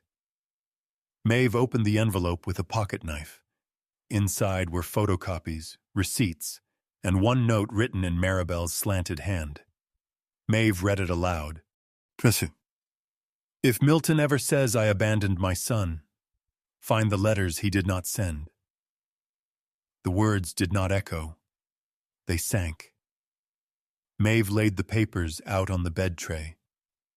There was a copy of an adoption consent form, a transfer receipt from a medical trust, small birthday payment records, notes written by Maribel, each marked with dates. Gavin leaned over the documents, professional instinct fighting family shock. "These records are incomplete." "Yes," Maeve said. "Too incomplete to be accidental." She pointed to a birth date on one page. "Last night, after Celeste called, I ran what I could through county archives and state business filings. North Star Renewal's managing director is a man named Calder Vale, 43. Official records are clean, too clean. Private school, East Coast College, investment work, then land development." Troy watched her face. Maeve continued. "His listed date of birth matches the day Elian Kincaid was transferred out of county medical care." Celeste lowered herself into a chair. Bryce whispered, "He's alive." Gavin's jaw tightened. "And he's buying the land." "No," Troy said quietly. Everyone looked at him. "He's not buying it. He's coming back for it." No one had an answer for that. By afternoon, Abner was released under strict conditions, mostly because he refused admission, and the doctor knew stubborn old farmers healed worse when trapped in beds. Maeve drove behind them to the farmhouse. The orchard shone under melting ice, every branch dripping in the pale sun. It should have looked hopeful. It looked exposed. Back in Maribel's kitchen, the photograph sat at the center of the table. 4 grown children stood around it, each carrying a different kind of ruin. Gavin held the adoption copy and read it again, as if numbers and legal language might become merciful if arranged correctly. Celeste stood by the sink, one hand at her throat, staring at the blue curtains their mother had sewn decades earlier. Bryce paced slowly near the stove, anger and grief moving through his big body with nowhere to go. Troy remained beside Slate. The dog had recovered enough to stand, though his movements were still careful. His amber eyes were clearer now, his ears alert. He kept returning to the tin box from beneath the floor, sniffing near the envelopes, then looking toward the mudroom. Finally, he walked to the old pantry door and scratched once. Troy followed. Inside, behind jars of preserved apples gone dark with age, was a narrow shelf. On it sat a smaller envelope, flattened beneath a recipe book. Troy recognized Maribel's handwriting. "For Elian, if you ever stand beneath the white apple tree." The room changed around the words. Abner reached for it, then stopped. "No," he said. "Troy should open it." Troy did. Inside was not a letter. There was a small brass key, tarnished green along one edge, and a hand-drawn map of the old apple storage shed near South Ridge. A mark had been drawn beneath the building. Bryce looked over Troy's shoulder. "Root cellar." "I thought that collapsed years ago," Gavin said. "No," Bryce said. "Dad boarded it over. Different thing." Abner said nothing. The apple shed stood at the edge of South Ridge, half hidden by old maples and snow-heavy brush. Its roof sagged, but the structure still held. Sunlight came through cracks in the siding and thin gold lines. The air inside smelled of frozen wood, old apples, and the mineral cold of earth beneath floorboards.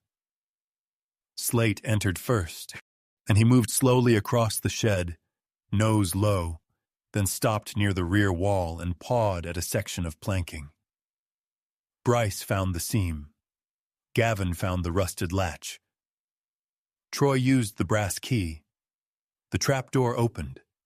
Cold air rose from below. They descended one at a time into the old root cellar.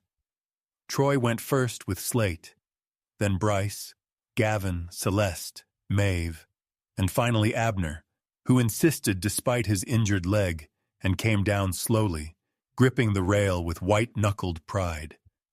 The cellar was narrow but dry, lined with stone and old wooden shelves. The walls held marks from another life. children's height lines scratched into the wood.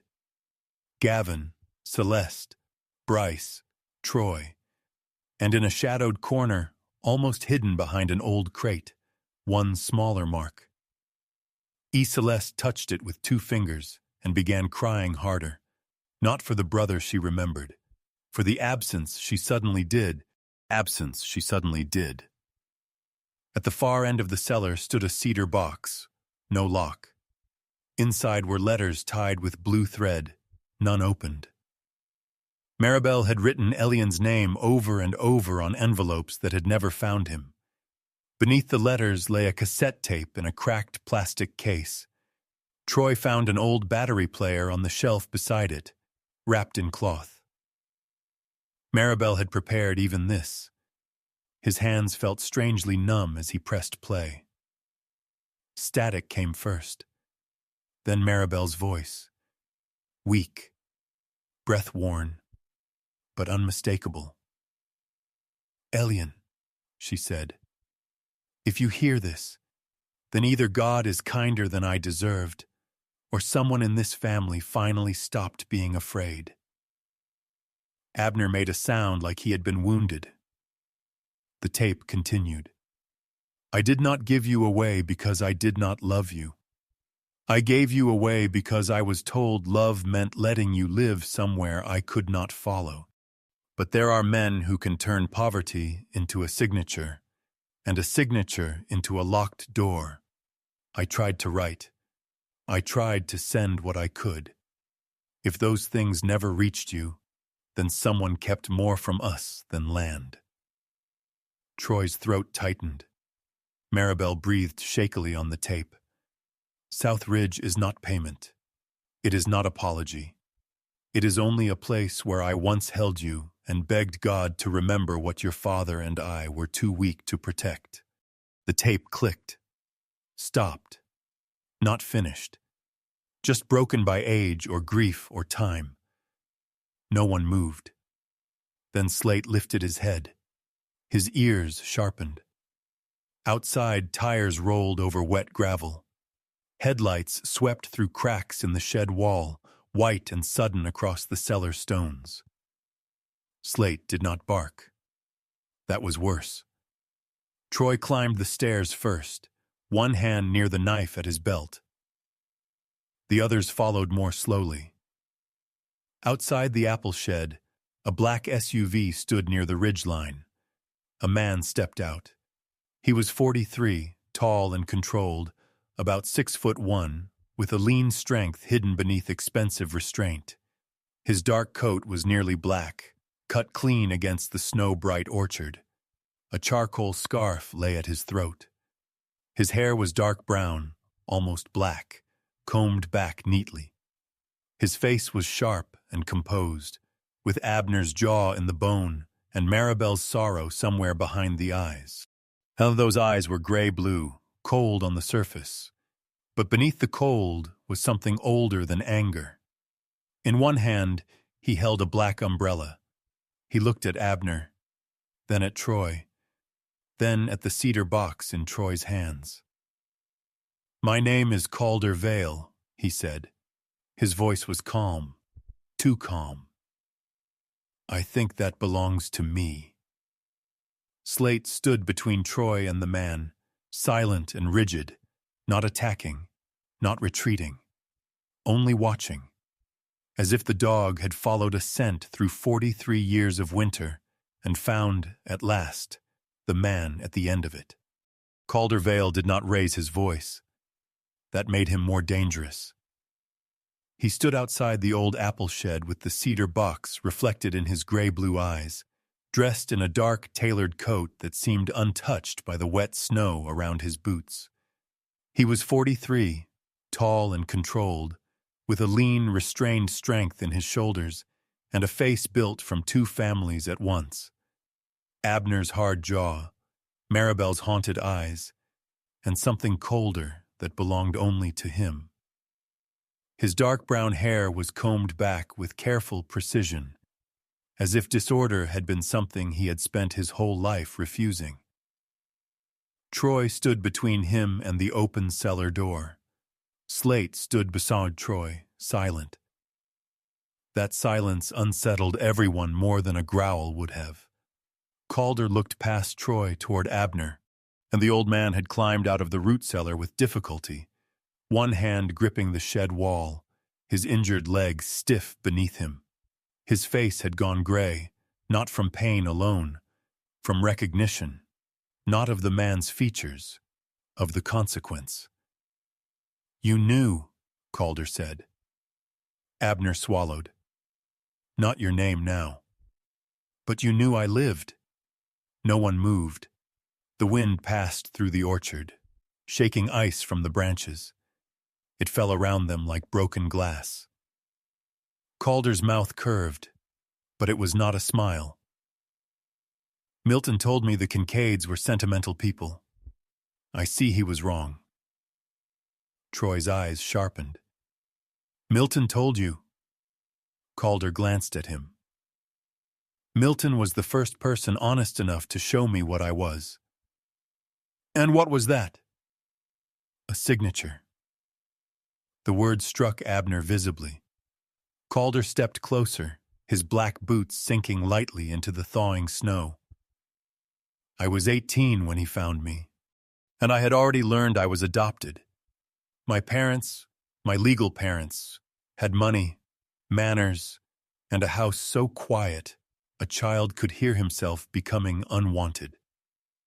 Milton showed me copies, names, dates, transfers, medical payments, adoption language. He told me Abner and Maribel Kincaid chose the orchard over their son." Celeste covered her mouth. Bryce looked down at the snow, his broad shoulders sagging as if the weight of another walk's childhood had landed on him. Gavin stood very still, documents still tucked beneath one arm, his polished certainty shattered beyond use. Abner tried to speak. "Elian." Calder's eyes flashed. "Do not call me that." Abner stopped.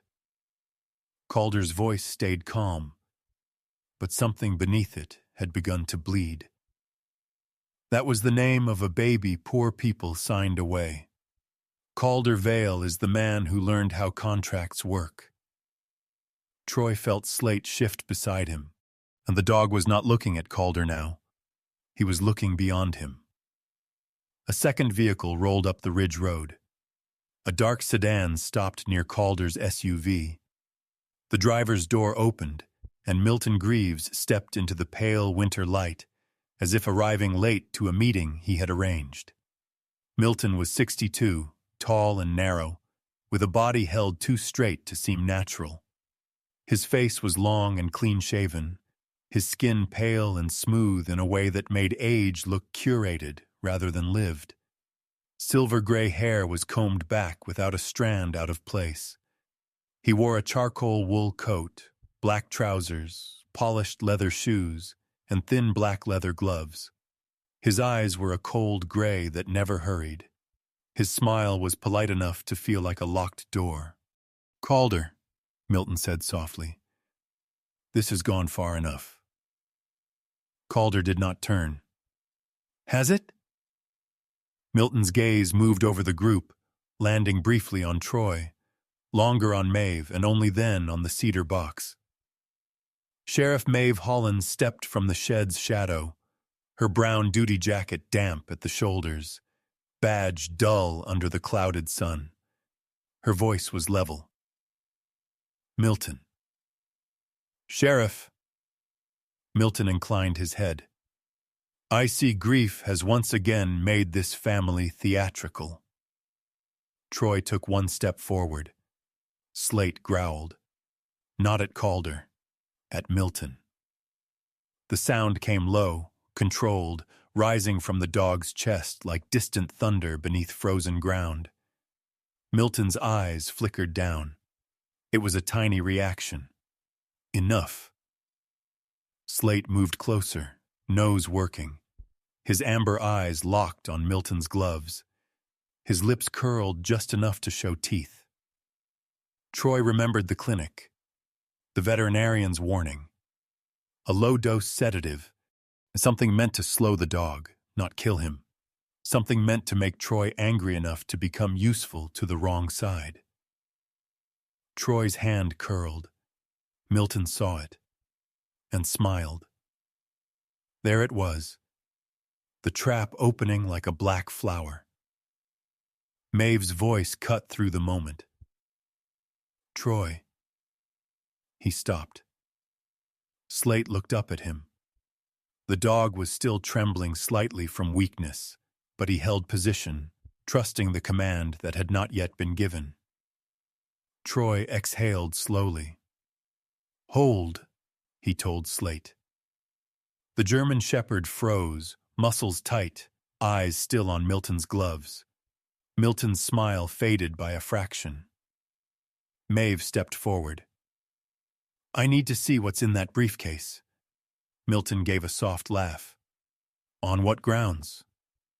Possible evidence tampering, suspected animal poisoning, attempted fraudulent land transfer, and interference with family estate documents. And we can do this politely, or I can make the next part inconvenient. For the first time, Milton looked annoyed. Not afraid. Annoyed. As if morality were a scheduling problem. Calder finally turned toward him. Show her. Milton's expression changed. Calder, you are emotional. Calder's voice chilled. I have been emotional for 43 years. Show her. Milton did not move. So Maeve did. The confrontation was not violent. It was worse than violence for a man like Milton, because it was procedural.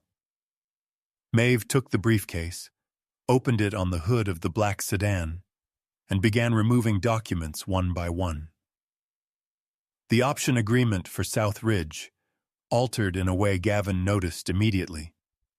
Old adoption records bearing Eliane Kincaid's birth name, copies of letters addressed to a child Maribel had never stopped trying to reach, emails between Milton's office and North Star Renewal, a prepared petition suggesting Abner Kincaid was mentally unstable, financially reckless, and under the influence of his combat-trained youngest son. Troy stared at that page for a long time. There he was. A weapon, even on paper. Gavin's face hardened as he read the altered financial exhibits. These numbers are wrong. Milton said nothing. Celeste lifted a stack of old envelopes with trembling hands. These are Mom's. Calder took one from hers. The paper had yellowed. The ink had faded. But Maribel's handwriting remained gentle and unmistakable. To my son, on the winter birthday, I am not allowed to celebrate with you. Calder's face broke. Not dramatically. One crack. One breath. One hand tightening until the paper bent. Abner whispered, She wrote every year. Calder looked at him, and for the first time there was no executive, no developer, no man with contracts for armor. Only the abandoned child, still standing in the snow. She never sent them, Calder said. Milton spoke too quickly. She wrote them for herself. Grief makes women sentimental. I protected you from being pulled back into a poor family's regret. Calder turned.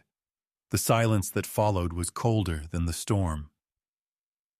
You protected me, he said slowly, by making me hate the only woman who kept writing my name. Milton's composure thinned. Maeve closed the briefcase. Milton Greaves, you're coming with me.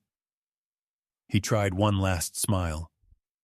Sheriff, surely... No, Maeve said. Surely ended about 3 forged attachments ago. The arrest did not heal anything. That was the first lesson of the morning. A justice could open a locked room, but it could not make the people inside know how to stand together. By the next dawn, The sky had cleared. The white apple tree stood on South Ridge beneath a soft gold light. Snow still clung to its branches, but the thaw had begun. Drops of water fell from twig to twig like a slow, bright rain. The lake beyond the ridge shone blue and distant, its surface calm after days of violence. Abner insisted on walking there. He moved slowly, leaning on a cane Maeve had forced into his hand. Troy walked near him, but did not touch him unless the old man stumbled. Calder stood on the far side of the tree, arms folded, dark coat buttoned to the throat. He had not left. He had not come inside either. That seemed honest. Abner reached into his coat pocket and took out Maribel's wedding ring. The plain gold band rested in his palm. "I buried this here," he said, "and not because I stopped loving her. Because every time I saw it, I remembered what I had signed. I remembered your mother crying. I remembered telling myself survival was the same thing as mercy." Calder looked at the ring. Abner's voice shook. "She wanted you to have something that was not a contract." Calder did not reach for it. "Why did the dog dig it up?" he asked. Troy looked down at Slate. The German shepherd stood beneath the white apple tree, yellow-black fur damp from melting snow, amber eyes calm and watchful. No angel, no miracle dressed in fur, just a loyal creature who had trusted scent, sound, and sorrow more than human excuses. Troy said, "Because some things aren't buried to disappear. They wait for someone loyal enough to find them." Calder's jaw tightened. Then, slowly, he took the ring. He did not put it on. He closed his fist around it. That was enough for the day. The weeks that followed did not become easy. Gavin still tried to turn pain into plans. Celeste still paused before entering the farmhouse kitchen, as if the old room might reject her. Bryce still woke some mornings with shame sitting on his chest, heavier than debt. Troy still dreamed of his mother's unanswered call. Abner still looked at Calder with a grief that had no right to ask for forgiveness. And Calder still signed his name as Vale, not Kincaid. But the land did not go to North Star. With Maeve's evidence and Gavin's legal review, Milton's filings collapsed. The forged amendments and withheld letters became enough to freeze every pending deal. Abner rewrote the estate plan with an independent attorney from Duluth, a blunt woman Maeve trusted, and Gavin could not intimidate. South Ridge became the Maribel Kincaid Winter Orchard Trust. No one could sell it for development. Not Abner, not Troy, not Gavin, not Calder. The ridge would belong to the family line, including Calder if he chose to claim his birth name. And every winter the orchard would open its old road to veterans, lonely elders, and children who needed somewhere bright to stand when the world felt cold. And the first meal happened that night, before any of them were ready. That was probably why it mattered. Maribel's kitchen filled with imperfect sound. Mismatched plates, a kettle screaming too long, Bryce dropping a fork and muttering an apology, Celeste laughing once and then crying into a dish towel, Gavin sitting silent at the table with his sleeves rolled up, Calder standing outside on the porch for 10 full minutes before finally stepping in. Slate wound by the door, not fully asleep, guarding the exit or the entrance. Troy was not sure. Near the end of the meal, Troy stepped toward the porch, needing air. The house was too warm, too full, too alive with what might have been. "Troy." Abner's voice stopped him. Troy turned. His father sat at the table, old hands folded around a coffee mug. He looked smaller than Troy remembered, but more human. Knew your mother called you that night, Abner said. Troy went still. Abner swallowed. I knew you didn't answer. The room quieted. Troy felt the old guilt rise, faithful as a dog but far crueler. Abner's eyes filled, though his voice stayed rough. What you don't know is that she wasn't calling to bring you home for me. She wasn't calling to scold you. She wanted to tell you she was proud of you. Troy's throat closed. She said you had spent your life running toward danger because you couldn't bear to run toward us. But she was proud anyway. Troy did not cry loudly. He lowered one hand to Slate's head. The dog leaned into him, warm and steady. For the first time in years, Troy felt the weapon inside him lower. Outside, under the white apple tree, Calder stood alone with Maribel's ring in his hand. He had not stepped fully into the family. He had not walked away, and the kitchen door remained open behind him. Troy looked at the light spilling across the snow. Then he stepped back inside, not healed, not finished, but home enough to stay. In the end, the Kincaid family was not saved by land, money, contracts, or even the truth alone. They were saved because one loyal dog refused to let love stay buried beneath the snow. Slate could not speak. He could not explain old wounds, broken promises, or the weight of a father's regret. But he followed what was hidden. He listened when people were too proud to cry for help. He found the ring, the letters, the scent of betrayal, and the path back to the table. And maybe that is how miracles often come. Not always as thunder from the sky. Sometimes God sends a miracle with muddy paws, tired eyes, and a heart loyal enough to lead us back to what we thought was lost forever. This story reminds us that love does not always disappear. Sometimes it gets buried under pride, silence, shame, and years of words left unsaid. But if we are willing to listen, forgive, and come back to the table, even a broken family can begin again. In everyday life, many of us carry a phone call we did not answer, an apology we never gave, a person we stopped visiting, or a truth we were too afraid to face. But as long as there is breath in our bodies, there is still time to open the door. There is still time to say, I'm sorry. There is still time to say, I'm proud of you. There is still time to come home. If this story touched your heart, please share it with someone who believes that love, loyalty, and forgiveness can still change a life. Leave a comment and tell us what part stayed with you the most. And if you want more emotional stories about soldiers, dogs, family, faith, and second chances, please subscribe to the channel and join us for the next story. And may God bless you, protect your family, comfort every lonely heart, and guide you back to the people and places that still need your love.